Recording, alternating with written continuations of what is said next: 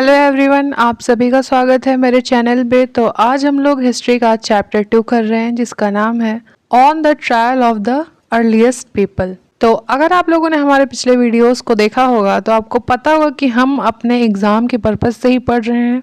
इस चैप्टर में भी हम लोग अपने एग्ज़ाम के पर्पज़ से ही पढ़ेंगे। तो क्या आपको पता है कि कुरनोल केव भारत का दूसरा सबसे बड़ा गुफा है जो एक पैलियोलिथिक साइट है, और ऑस्ट्रिच एग शेल्स भारत में सबसे ज़्यादा कहाँ पाए जाते हैं? ऐसे क्वेश्चंस अक्सर बीपीएससी या फिर पीएससी में आते हैं। अगर आप ऐसे एनसीईआरटी से रिलेटेड क्वेश्चंस जो बीपीएससी या पीएससी में आए हुए हैं उनका प्रैक्टिस करना चाहते हैं तो हमारे टेलीग्राम चैनल को ज्वाइन कर सकते हैं, जिसका लिंक आपको डिस्क्रिप्शन में मिल जाएगा। तो हमारे चैप्टर का नाम है on the trial of the earliest people, यानी कि प्राचीनतम मानवों के पद चिन्हों पर, यानी कि शुरुआती लोगों के बारे में पता लगाते हुए। तो पहले के लोग पलायन क्यों करते थे? हमने देखा जो लोग 200 मिलियन साल पहले रहते थे उन्हें हम हंटर गैदरर्स कहते थे। हंटिंग करना भी एक कठिन काम होता था, उसके लिए भी स्किल्स की जरूरत पड़ती थी। हंटर्स को समय समय पर अपना जगह बदलना पड़ता था, उसके कई कारण होते थे। पहला, अगर वो एक जगह लंबे समय रहे तो वहाँ के सारे प्लांट और एनिमल्स रिसोर्सेज खत्म हो जाते थे। दूसरा, वो शिकार की खोज में जगह बदलते। तीसरा रीजन था कि जो पेड़ पौधे होते थे वो ऋतु के अनुसार फल देते थे। और चौथा, जीवन जीने के लिए पानी की जरूरत होती है, जिसके लिए वो नदी या तालाब के आसपास रहते थे सीजन के अनुसार। ठीक है, अब हम इनके यूज किए गए टूल्स यानी कि औजार के बारे में आर्कियोलॉजिस्ट से पता लगाते हैं। जैसे यहाँ पर आप देख सकते हैं ये फिगर में कुछ स्टोन टूल्स, ये 10,000 साल पहले पत्थर और कंकड़ों से बनाए गए हैं स्टोन एज में। कुछ औजार हड्डियों, पेड़ और जानवरों के चमड़ी से भी बनाए गए हैं।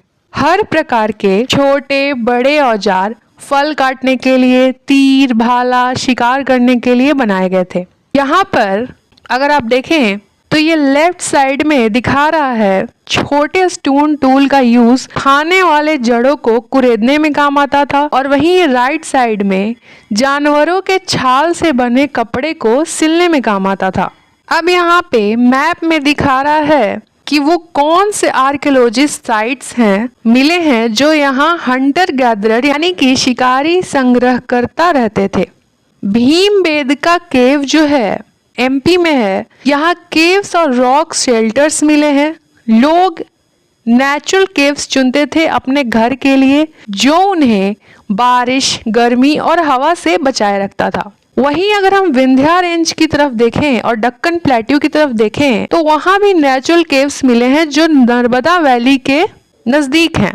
इस मैप में कुछ साइट्स दिखाए हैं। साइट्स का मतलब होता है वह स्थान जहाँ चीजों के अवशेष जैसे बर्तन, भवन पाए गए हों, ये लोगों द्वारा बनाए गए और इस्तेमाल करके पीछे छोड़ दिए गए हों।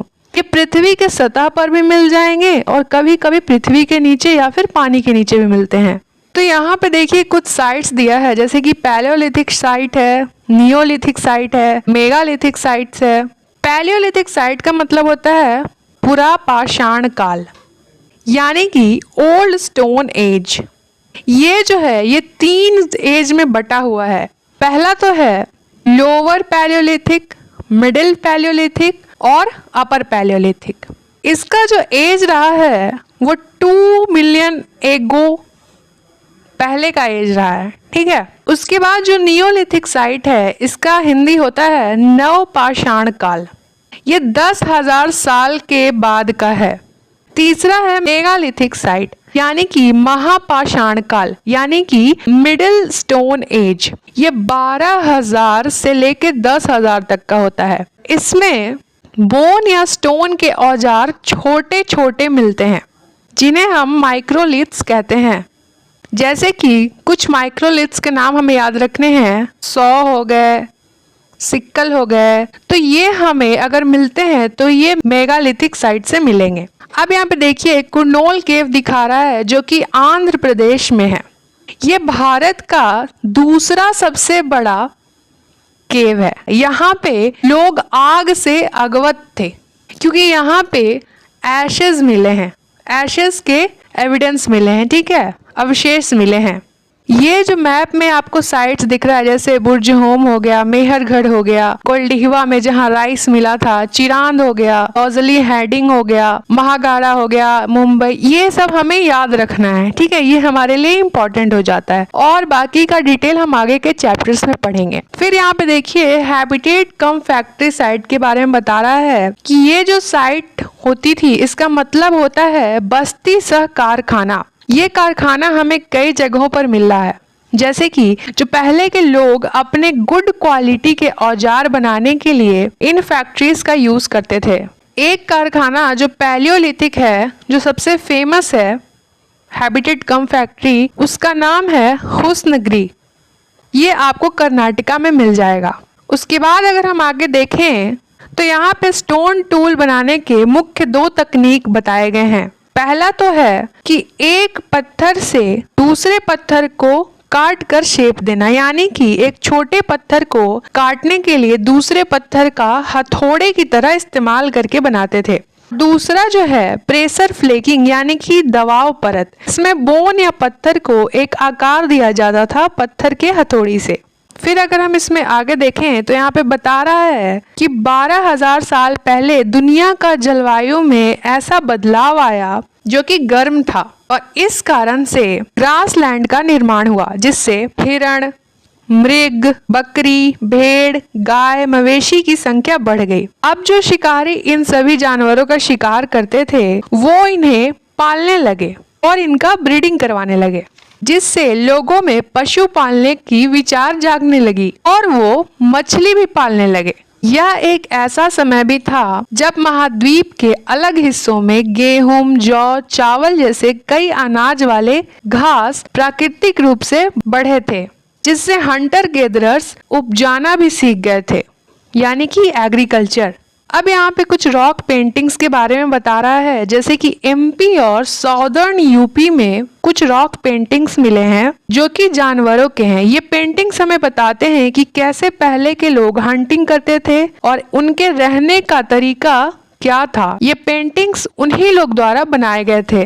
फिर यहाँ पे एक फैक्ट बता रहा है कि जो ऑस्ट्रिच थे वो भारत में पैलियोलिथिक एज में पाए जाते थे। बहुत ही बड़े मात्रा में ऑस्ट्रिच के एक के खोपड़े महाराष्ट्र में पाया गया, जिनका डिजाइन बना दिया गया और कुछ का बीड्स बना दिया गया। अब यहाँ पर आखिर में बता रहा है कि ये जो केव पेंटिंग साइट है ये स्कूल के बच्चों के द्वारा 100 साल पहले खोजा गया था। इसमें जो ये पेंटिंग बनी हुई है ये 20,000 से 10,000 पुरानी पेंटिंग है, जिसमें बहुत से जानवर, जंगली घोड़े, पुराना जंगली मवेशी जिसे ऑर्कर कहते हैं, bison, woolly rhino, reindeer, bear, ये सभी ब्राइट कलर से बनाए हुए हैं। ये कलर्स जो होते थे ये मिनरल से बनाए होते थे, जैसे कि ऑर्क हो गया, आयरन ओर हो गया, चारकोल हो गया। इन सभी मिनरल से ये कलर्स बना करके ये पेंटिंग किया हुआ है, जो कि फ्रांस में है।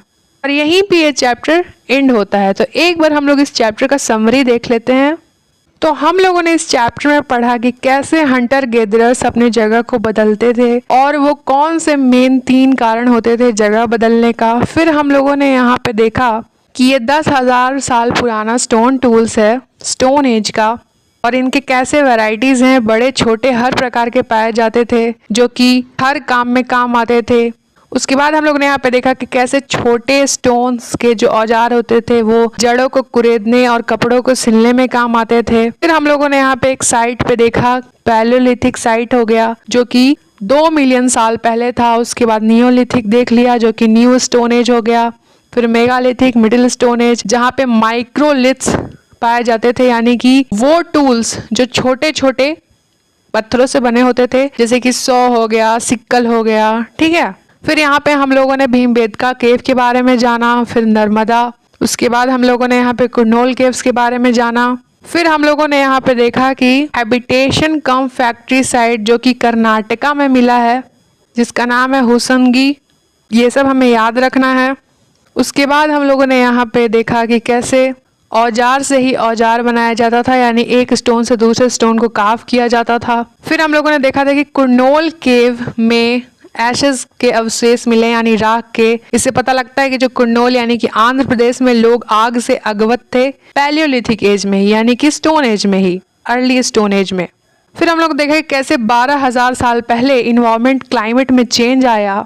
इससे पहले जो क्लाइमेट बिल्कुल ठंडा था, जमा हुआ था, वो वार्म हो जाता है और ग्रास लैंड बन जाता है, जिससे जानवरों और मवेशी की संख्या बढ़ जाती है। और ये वही समय होता है जब प्राकृतिक की ओर से गेहूं, बाजरा, चावल जैसे वनस्पति उगते हैं और लोग पशुपालन करना, एग्रीकल्चर करना सीख जाते हैं। उसके बाद हम लोगों ने यहाँ पे देखा रॉक पेंटिंग्स के बारे में, जो रॉक पेंटिंग्स मध्य प्रदेश और साउदर्न उत्तर प्रदेश में मिले हैं। इनके बारे में हम आगे डिटेल में पढ़ेंगे आगे के चैप्टर्स में। उसके बाद हम लोगों ने देखा एक जो हमें याद रखना है कि ऑस्ट्रिच इंडिया में ऑस्ट्रिच के जो अंडों के खाल थे वो सबसे ज्यादा महाराष्ट्र में पाए गए थे, जिनका आकार देकर के 100 पीसेस बना दिया गया और बीड्स बना दिया गया। फिर हम लोगों ने होसंगी के बारे में पढ़ा कि एक पैलियोलिथिक साइट था जो कि हैबिटेट कम फैक्ट्री साइट था। और आखिरी में हम लोगों ने देखा कि फ्रांस का ये जो पेंटिंग है ये एक स्कूल के बच्चों ने डिस्कवर किया था 100 साल पहले, जो कि पेंटिंग है 20,000 साल से 10,000 साल के बीच में। और इसमें जो कलर्स यूज किए गए हैं वो मिनरल से बने हुए हैं। तो ये चैप्टर यहीं पे खत्म हो जाता है। So don't forget to like and subscribe and thanks for watching.